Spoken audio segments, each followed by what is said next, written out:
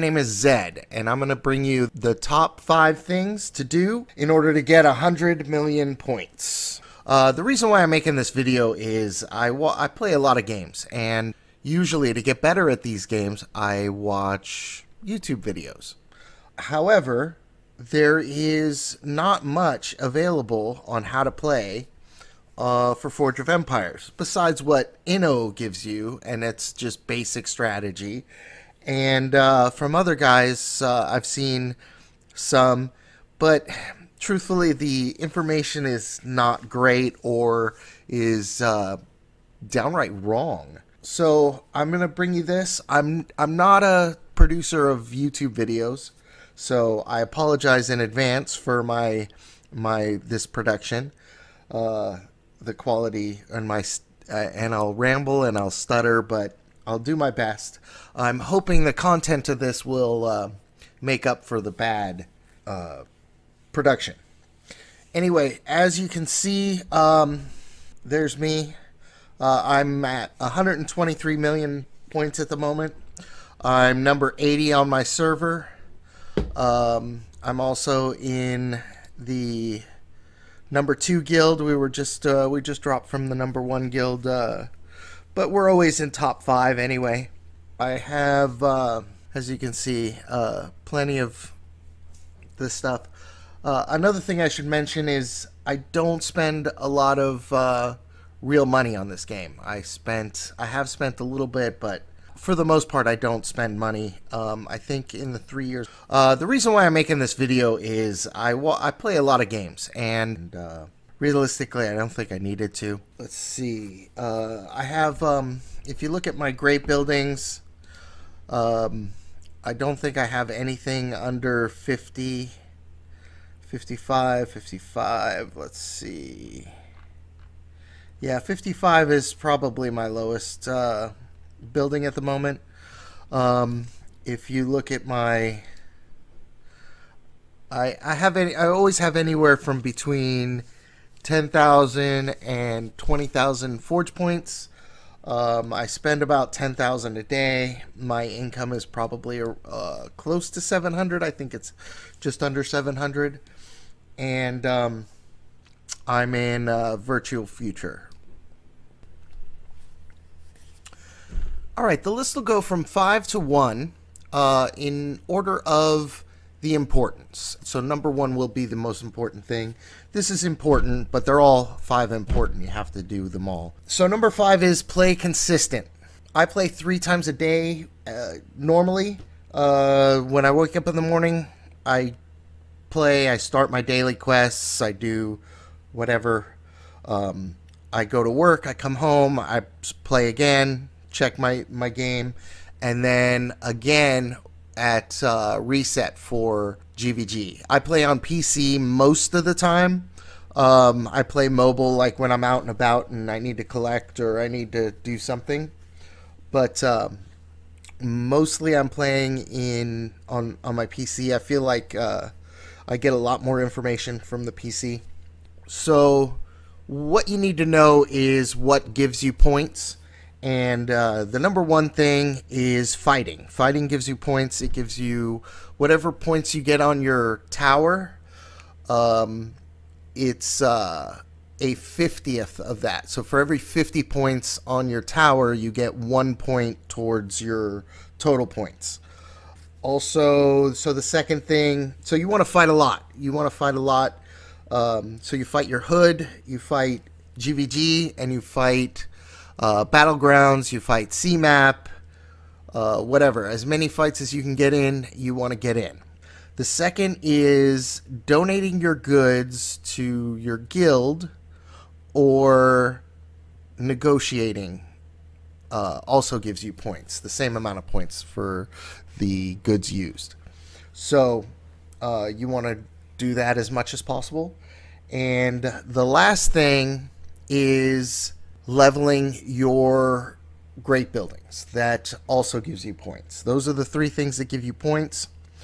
So you play consistently, you play often, and you work on all of those things. You want to make sure you do all the daily the daily quests. You want to make sure and do all your event quests. You want to finish GE.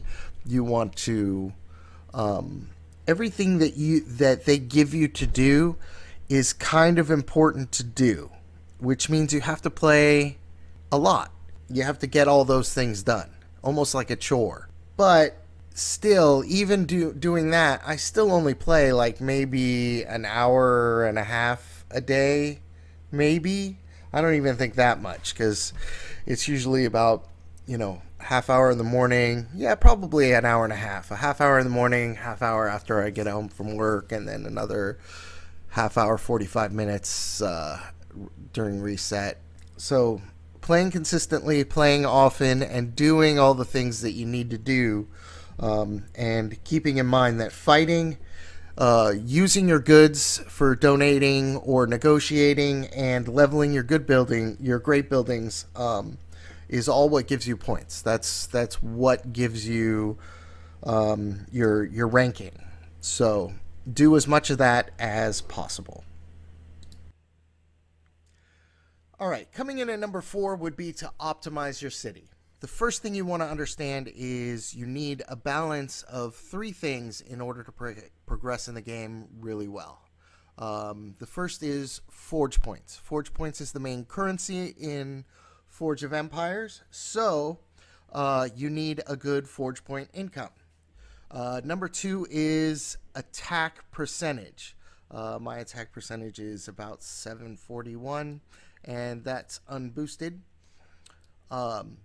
Remember, fighting is probably going to be your most consistent way to get points in to your avatar. And the third thing would be goods. You need again, donating goods to your guild, and negotiating for whatever. Negotiating also gives you points towards your ladder. So you want a good balance between those 3. The second thing is you want the best buildings possible. So you kind of have to know which buildings are better than others. For instance, Shrine of Knowledge is 1 forge point and some gold and some coins for 4 squares, and those were fantastic a year ago. Very difficult to get, and now they're kind of not so great because we have Dark Doorways, which gives you 3 forge points for 9 squares. So if you divided that up, 2 Shrine of Knowledge would give you 2 forge points for 8 squares, and for 1 more square you get an extra forge point. So a Dark Doorway is much better than a Shrine of Knowledge. So you want to upgrade when you can. And that goes for any building. So these new event buildings, they're all fantastic. They come out and they're better and better and better. So you keep doing the events, and you keep getting the event buildings, and you decide which one, where to sacrifice to get to the next level. Lastly is your city itself. Notice how my city is pretty square. I don't have a lot of things jutting out. You want them fairly square, and you want things in nice rows, because your roads are not your friend. Your roads are a necessary evil. However, those are all squares that aren't giving you any income aside from happiness. And as you can tell, when you start having happiness, I have 227,000 extra happiness. So really don't need all that happiness. What you want to do is you want to put the bigger buildings around the outside. Notice how all my great buildings are all along the edge here.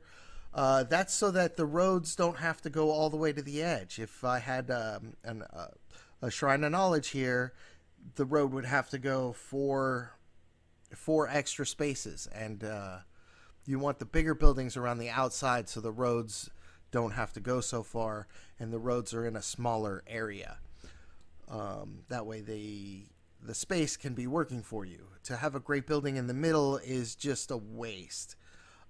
Maybe 4 in the very center, but still, I don't think it's a good use of space. So use your space wisely. Put similar sized things together in rows and make the roads nice and straight as possible. I know they have lots of weird shapes and things like that, but if you got to look at it like a puzzle and get your city nice, organized, and giving you the right stuff. All right, number 3 is spend your Forge points wisely. The biggest mistake I see people make is they donate to their own great buildings. Forge of Empires has created a economy that's unlike the real world. The only way to get rich in this game, Forge points being money, is to give your money to other people. Every time you donate to a building, they give out these rewards at the end. And this is the best way to get Forge points. This is your best way to get blueprints. This is your best way to get medals. That's the fastest way to get them. So if you're donating to your own buildings, you get nothing in return for those Forge points. There's no return on investment except for filling up that building. And yes, I know you put a bunch of on your building and eventually people will start giving you free Forge points, but they're not doing you a favor. They're not doing it out of the kindness of their heart. They're making money off of you. So it's much better to get a trade partner where you have a buddy, and every day you put 100 on his and he puts 100 on yours, and after 4 or 5 days you level that building and he gets the reward off of your building, and you get the reward off his building, and you get the blueprints, and you get the medals. Another thing is trade threads, where somebody posts, say it's 100 Forge point trade thread, where somebody has posted their building, I post my building and put 100 Forge points on their building, and the next person that posts puts 100 on my building, and it goes on and on from there. Those are much better than donating to yourself, which also brings me to 1.8 or 1.9s, where you prime your building. Again, that's the same as self-donating. They're giving you extra, and it's a little bit more contrived, and they're limiting the amount of profit that they make off of you, but they are still making profits off of you. They're still getting rich off of you, and you're getting basically a slightly easier way to level your buildings. It's really not a good thing.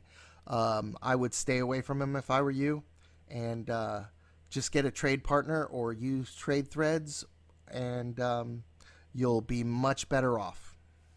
Coming in at number 2 is to join a good guild. Now, I'm not talking about, you and 5 friends that start your own guild and da-da-da. Join a good guild. Something that is very active, up in the top ranking. If you can't get into one of the top guilds right away, join something a little better as a stepping stone into one of the bigger guilds. You want to join a nice, active, high-end guild. The reason why is, number 1, you're going to get help. You're going to get these people, we know how to play. We give you guidance. We give you access to goods for goods buildings that you can't get to. Um, you get people to trade with. There's lots of people. We all trade. Um, you get to talk to people, friendships. You get to chit chat, joke around, and mainly though it's for the help, the guidance, and the camaraderie. Um, you'll have uh, you'll have all the things to do. You'll have a lot more open to you. Um, Not only that, I mean, my town hall gives me 8. I think it's 8 without any emissaries. So now it gives me 11 every day. I also my my troops get are 33% quicker. My buildings are cheaper. Everything is much easier when you're in a good guild. So get in a good guild and be active. You want to contribute to your guild. Be active. Be friendly. Treat your guild mates well, and they will treat you well. As I said, this game is you have to give your money away to get rich. So if you're giving your money to your friends and they're giving their money to you, then you're helping your friends get rich and they're helping you get rich, and you'll have a much better economy. So join a good guild. Very, very important. And if you're still with me, you're going to get the most important thing, number 1 on my list to do to get to 100 million points is this baby right here. The Ark is the very most important building in the game. It is broken. It is if you don't have any other great buildings, this is the one to have. First off, it donates goods to your guild, which, if you remember, is one of the things that gives you points. So every time I collect my Ark, I get points. But realistically, that's not the important part of this building. This right here is the most important part. Every time your contribution boosts. So every time you contribute to another great building, you get those rewards. And my Ark almost doubles it. So if we go to this Arctic Orangery, say, for instance, it takes 4,300 and basically 20 forge points to level this building. If I put half of those on there, I lock myself into first place. So 2160 basically is what it would cost me. 2,160 forge points. Now, if you look at what I would get back, 2,120. So for 40 forge points, look that I would lose. Look at what I get. I get 64,000 metals. I get 25 blueprints. And that cost me 60 forge points. So if I'm trading with him, I put my 700, my 200, my whatever, however much I collect every day, and I put it on his building, and he trades me. I'm getting those forge points that he's trading me, and I'm putting on his, and I get almost all of my forge points back into my bank account, which is why I get so much in my bank account. These are the things you want to pay attention to. So you need to get your Ark to level 70. 70 is like where you can take a break because you're going to get 85%. There's reasonings why, but get it to level 70, and getting it to level 70 is a grind. It is a slog. It is a pain in the butt. You have to work at it, and it's going to take you a while, probably minimum if you're truly dedicated. It'll take you 4 to 6 months, I'm guessing. However, you will thank me later. If you're playing for any length of time, you will thank me later.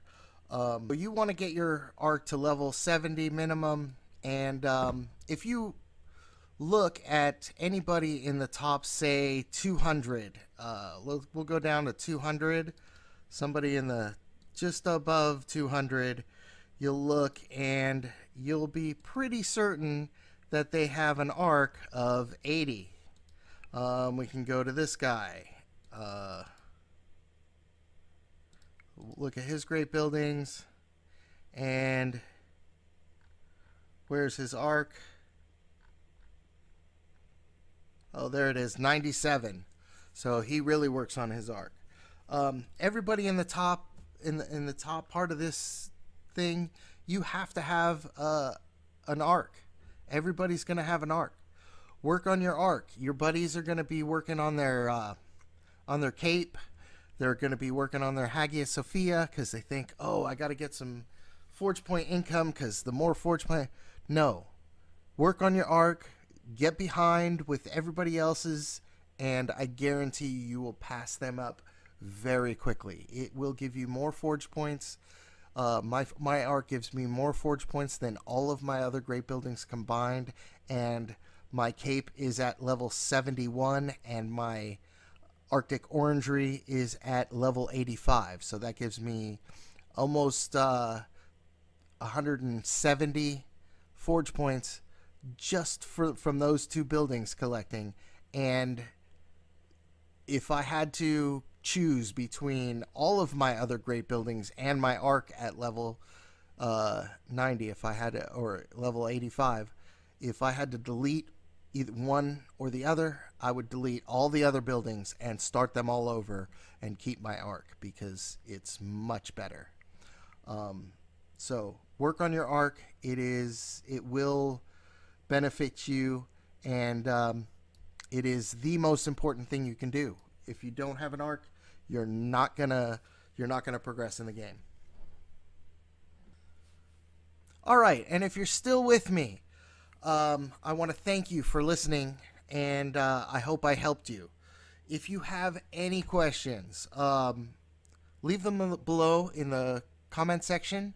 I'll read everybody's questions. I'll read the whole thing, and my next video will be on any questions you ask. So subscribe. I'm hoping to make more videos. I'm hoping you guys like what I have to say. Again, I apologize for the production. I apologize for my rambling. I apologize for my stuttering. I apologize for me going. Anyway, the content is the important part. Hopefully the information is sound. Hopefully it'll help you. If you're on Mount Kill, then say hello to me. And if you have any questions and you leave them below in the comment section, that's what my next video will be about. I'll answer all your questions, and I'll do my best to help you guys through this. So enjoy, subscribe, like. Thank you. I'll talk to you later.